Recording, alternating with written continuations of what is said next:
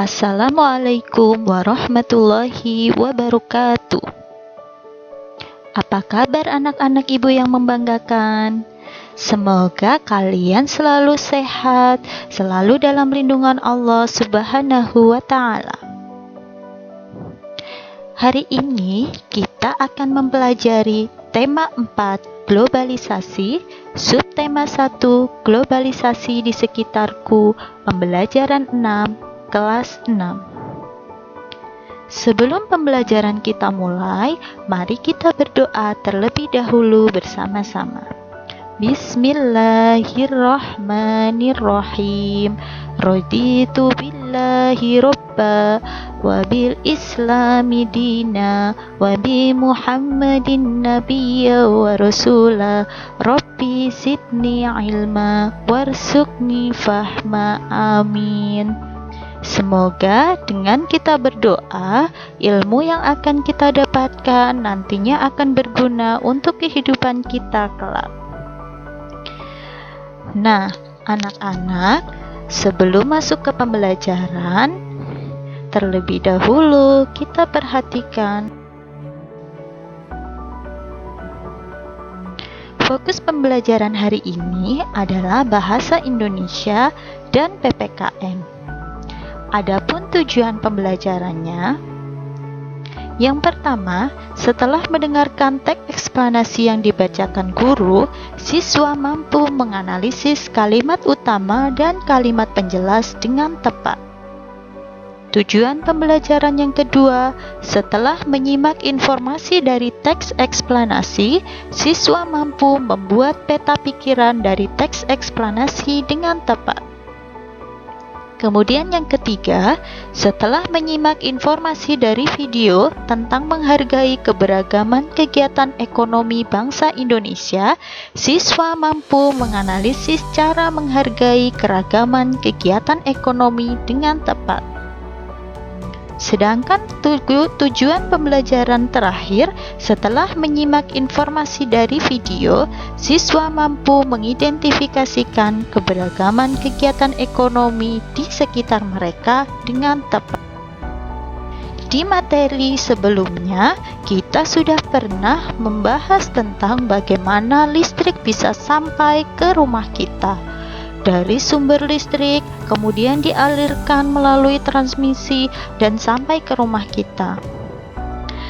Pada saat kita menggunakan sumber arus listrik, tentu terkadang kita mengalami yang namanya mati lampu. Pasti semua sudah pernah mengalami mati lampu, bukan? Lalu, mengapa ya kok bisa terjadi mati lampu di rumah kita? Pertanyaan tersebut, coba kalian amati gambar berikut ini. Jika kalian amati, di situ terdapat gambar pembangkit listrik yang mengaliri arus listrik sampai ke rumah-rumah pelanggan. Pada saat terjadi aliran arus listrik dari pembangkit listrik, kemudian ke jaringan transmisi, ke gardu induk, dan dialirkan ke jaringan distribusi sampai ke rumah kita, ada hambatan-hambatan yang bisa menyebabkan mati lampu. Jika kita perhatikan, hambatan yang pertama adalah adanya petir. Kemudian yang kedua bisa terjadi karena adanya pohon tumbang yang menyebabkan jaringan distribusi terputus. Selain itu, bisa juga karena ada pekerjaan sumber lain, atau karena ada gangguan dari binatang, dan juga yang terakhir bisa karena ada penggalian. Untuk lebih jelasnya, bagaimana bisa terjadi mati lampu, mari kita dengarkan teks eksplanasi yang akan Bu Guru bacakan berikut. Mohon didengarkan dengan seksama dan catatlah informasi yang kalian anggap penting di buku materi. Paragraf yang pertama, listrik memiliki peran penting di era globalisasi. Globalisasi terjadi karena perkembangan teknologi di berbagai bidang, yang didukung oleh peran listrik sebagai sumber energi di dalamnya. Kehidupan warga dunia saat ini menjadi sangat dekat dengan listrik. Listrik menjadi bagian kehidupan dalam keseharian yang tidak terpisahkan. Sehingga saat arus listrik di rumah mendadak terputus, biasa kita sebut sebagai mati lampu, kejadian tersebut menjadi hal yang cukup mengganggu. Faktor apakah yang menyebabkan hal tersebut terjadi?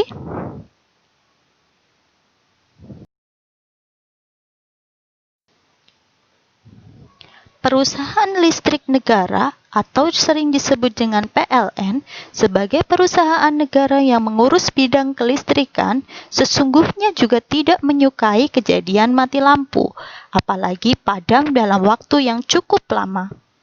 Karena hal tersebut akan sangat mengganggu berjalannya proses pembangkit, transmisi, distribusi energi listrik.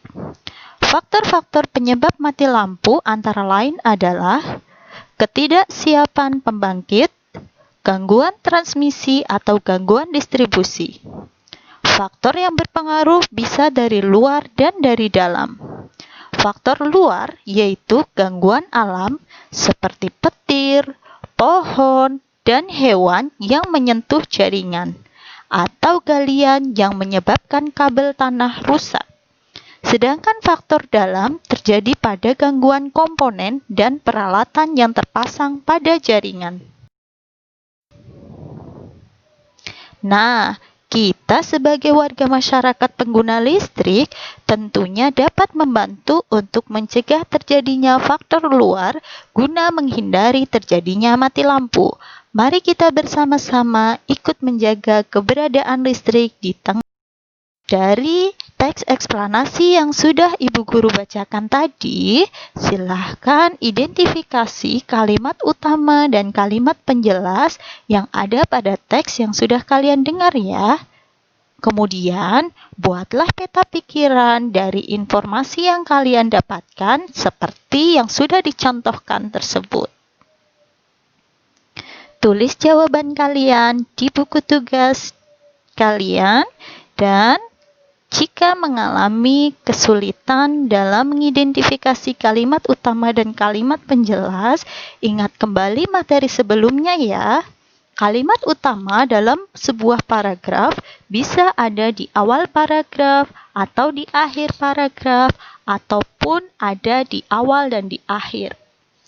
Untuk paragraf yang memiliki kalimat utama di awal paragraf, sering kita sebut dengan paragraf deduktif.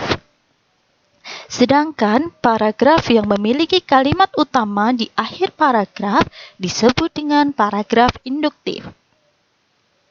Dan paragraf yang memiliki kalimat utama di awal ataupun di akhir paragraf disebut dengan paragraf campuran. Selamat mengerjakan anak-anak. Terima kasih. Kiranya pembelajaran hari ini sudah sampai di sini saja. Sebelum pembelajaran kita tutup, mari kita simpulkan pembelajaran pada pagi hari ini. Yang pertama, kita sudah mempelajari penyebab terjadinya mati lampu. Kemudian, kita sudah belajar bagaimana mengidentifikasi kalimat utama dan kalimat penjelas dalam sebuah paragraf teks eksplanasi. Kita juga sudah menganalisis semua informasi yang ada pada teks eksplanasi yang dituangkan dalam sebuah bagan. Selain itu, kita juga belajar bagaimana cara menghargai keragaman kegiatan ekonomi yang ada di sekitar tempat tinggal kita. Untuk pertemuan selanjutnya, kita akan masuk ke subtema 2, masih di tema 4 globalisasi. Nanti di subtema 2, kita akan belajar tentang globalisasi yang sudah menyebabkan kita menjadikan satu sama lain semakin dekat, serasa dunia tanpa batas. Tetap semangat belajar ya anak-anak, meskipun kita harus belajar dari rumah, tapi semangat kita untuk mencari ilmu tidak boleh luntur.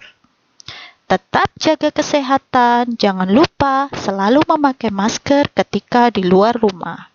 Sebelum pembelajaran kita akhiri, mari kita berdoa terlebih dahulu. Berdoa mulai. Berdoa selesai. Selamat belajar anak-anak. Wassalamualaikum warahmatullahi wabarakatuh.